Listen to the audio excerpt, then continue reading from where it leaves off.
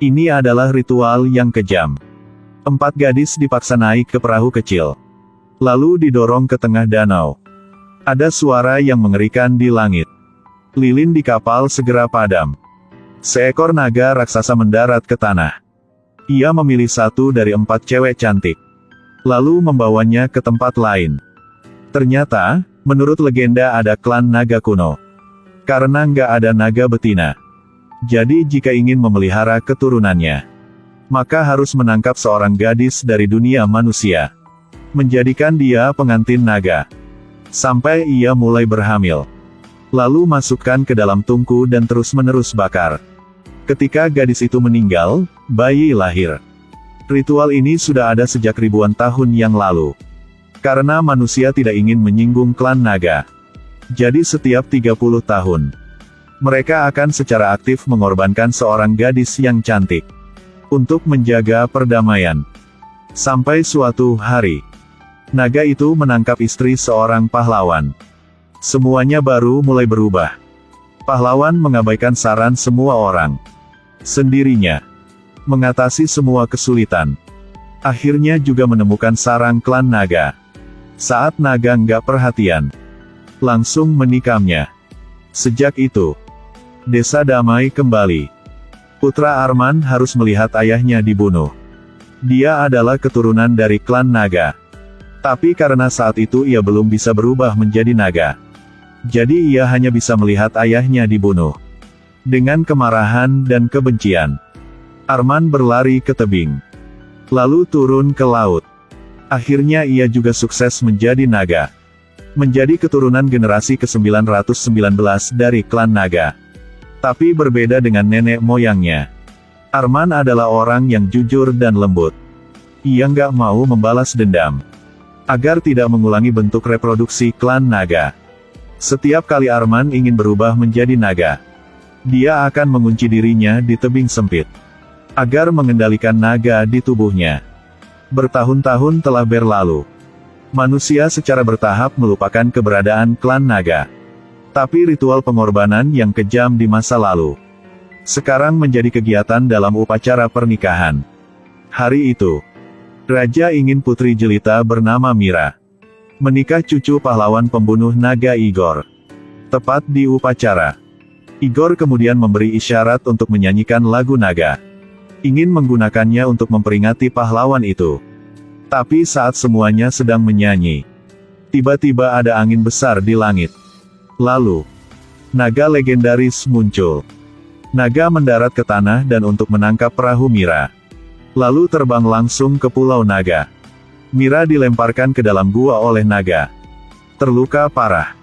Ia berbaring di tanah, tidak berani bilang apapun. Tepat waktu ini, ada suara seorang pria di dekatnya. Melalui lubang di tebing, Mira menemukan itulah pria yang tampan. Dia ingin memberikan obat untuk Mira. Tepat ketika mereka hendak berjabat tangan, kemudian sesuatu yang tidak terduga terjadi.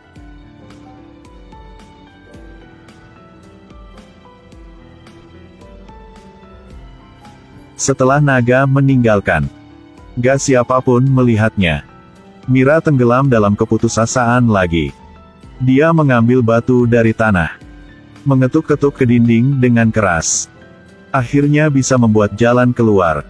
Saat ia keluar, satu lagi, ia bertemu naga itu. Mira takut banget. Terburu-buru kabur. Tapi naga masih mengejarnya. Lalu, dia berlari ke tebing. Tapi orang yang keluar dari gua adalah pria tadi. Saat ini, Mira menyadari. Ia adalah naga. Dalam marah Mira terpeleset dan jatuh. Jatuh dari ketinggian ribuan kaki. Ini adalah tempat pemakaman klan naga. Terbentuk dari kerangka zaman kuno yang tak terhitung jumlahnya. Sekaligus, itu juga merupakan kediaman keturunan naga. Di pulau, ada pria yang tampan. Dia adalah putra naga dan manusia. Karena mau menjaga Mira, Arman segera menjadikan naga. Tepat ketika Mira jatuh dari tebing, maka Arman membantunya. Untungnya, Mira masih hidup. Tapi Arman terluka sehingga dia koma. Mira bermaksud mengambil kesempatan ini untuk membunuh naga itu. Tapi ialah orang yang menyelamatkan hidupnya. Setelah pikir, Mira memutuskan untuk menyerah pada ide itu. Dia menarik Arman ke darat, lalu membantunya menerapkan obat. Ia meletakkan tangannya di perut Arman, membantunya tidur. Sampai malam, Mira menggigil oleh angin laut. Agar tetap hangat, dia hanya bisa mengandalkan ke tubuh Arman. Keesokan harinya, saat bangun, Mira menemukan ada selimut di tubuhnya. Di sampingnya ada sekantong buah segar. Dan Arman sekarang sedang memancing ikan di laut. Ia nggak tahu Mira bangun. Mira melihat Arman maka berlari ke tempatnya. Karena ia tahu pria ini baik. Jadi ia berani memohonnya untuk membantunya pulang ke kampung. Tapi ia berkata, ia tak bisa lakukan apapun. Karena dia adalah persilangan antara naga dan manusia. Jadi tubuhnya memiliki darah naga. Setiap kali ia bertemu Mira, naga dalam tubuhnya sadar. Ia tidak ingin merugikan orang. Jadi ia selalu mengunci diri di tebing. Pada hari Mira menikahi Igor, orang-orang menyanyikan lagu untuk memanggil naga dan membangunkannya. Tapi Arman tidak lari ke gua tepat waktu. Itu sebabnya ia membawa Mira ke pulau ini. Kalau Mira mau meninggalkan, harus menunggu sampai tim penyelamat tiba ke sini. Sampai saat itu, dia nggak akan mencegahnya. Setelah Mira tahu nyata, dia nggak takut sama sekali. Karena ia tahu Arman bukan orang jahat. Ia tidak hanya menyelamatkannya pada saat bahaya, tapi juga selalu merawatnya dengan hati-hati. Dia memutuskan untuk mengajari Arman hidup seperti orang normal. Sambil menunggu Igor menyelamatkannya, mereka mengambil barang-barang yang terdampar di pantai, menghias tempat seperti rumah manusia. Arman melihat angin laut bertiup, kemudian berubah menjadi pusaran kelopak. Keduanya bersenang-senang di pantai, seperti pasangan. Mereka memang bahagia. Setelah tinggal bersama sudah lama, secara bertahap mengembangkan perasaan satu sama lain. Tapi waktu bahagia tidak lama. Hari itu, Arman mendaki ke gunung untuk mengambil buket bunga yang indah. Tepat pada waktunya, ia hendak memberikannya kepada Mira. Dua batu tiba-tiba jatuh ke tanah. Ia merasa naga itu akan terbang keluar.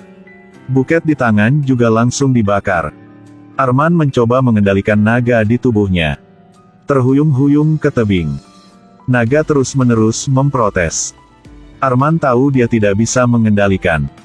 Agar menghindari terlibat dengan Mira, ia harus memutuskan keputusan yang menyakitkan. Arman terus mengatakan hal-hal yang menyakitkan kepada Mira, buat dia sedih. Keesokan harinya, Mira naik ke perahu, kemudian berlayar dan meninggalkan pulau. Bocah ini adalah pewaris klan naga. Ketika dia berumur 5 tahun, dia menyaksikan pembunuhan ayahnya. Ia marah banget, lalu melompat dari tebing setinggi ribuan kaki. Langsung berubah menjadi naga. Sekarang ia mencintai gadis manusia. Setelah gadis itu meninggalkan pulau, ia sepertinya telah kehilangan makna hidup. Jadi Arman datang ke tebing lagi, mau bunuh diri. Tepat saat ini, naga dalam tubuhnya sadar lagi. Karena ingin mencegah dirinya berubah menjadi naga, Arman memainkan musik yang Mira ajarkan padanya.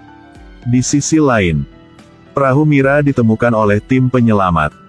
Ia bisa pulang ke kampung. Upacara pernikahan yang belum selesai dengan Igor juga telah diadakan ulang. Dengan berkah dan dukungan semua orang, Mira memakai gaun pengantinnya lagi. Setelah naik ke perahu kecil, upacara pernikahan resmi dimulai. Igor berdiri di sini menggunakan tali untuk menarik Mira. Tepat waktu ini, sang putri sama sekali tidak bahagia. Di kepalanya hanya muncul gambar saat ia bersenang-senang dengan Arman di pulau. Ia ingat tentang apa yang ayahnya katakan sebelum pernikahan. Kamu harus mendengarkan diri sendiri. Harus bersama orang yang paling kamu cintai. Akhirnya, Mira tidak bisa membohongi dirinya sendiri lagi. Dia tahu ia telah mencintai Arman. Di tengah perahu, Mira perlahan berdiri, lalu lepaskan tali yang terikat pada perahu. Semua orang tercengang. Mira mengangkat suaranya untuk menyanyikan lagu untuk memanggil naga. Tapi setelah menyanyi, maka Arman belum muncul. Ketika sang putri merasa paling putus asa, kemudian kepingan salju tiba-tiba jatuh dari langit. Lalu, adalah auman naga. Mira menyambut Arman. Sekarang wajahnya penuh dengan kebahagiaan. Igor sangat marah jadi dia menggunakan senjata untuk menyerang. Semua orang mencegahnya tapi nggak bisa. Lalu, naga membawa sang putri ke tempat yang jauh. Raja melihat adegan itu. Ia berharap anaknya akan bahagia. Karena dia tahu putrinya telah memilih untuk mengikuti cinta. Ini adalah kali dua Arman membawa Mira ke pulau. Ia hilang mengendalikan. Langsung melemparkannya ke altar. Sementara ritual pembakaran akan segera dimulai. Mira tiba-tiba memeluk Arman dengan erat. Setelah memberinya ciuman penuh gairah, membuat Arman jatuh cinta. Dengan menghibur dari Mira, Arman mulai tenang. Dua orang hanya duduk bersebelahan. Di akhir film, metode pemulihan naga yang kejam adalah sesuatu dari masa lalu.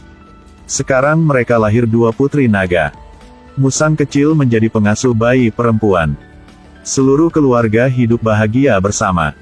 Ini adalah film yang bagus tentang cinta.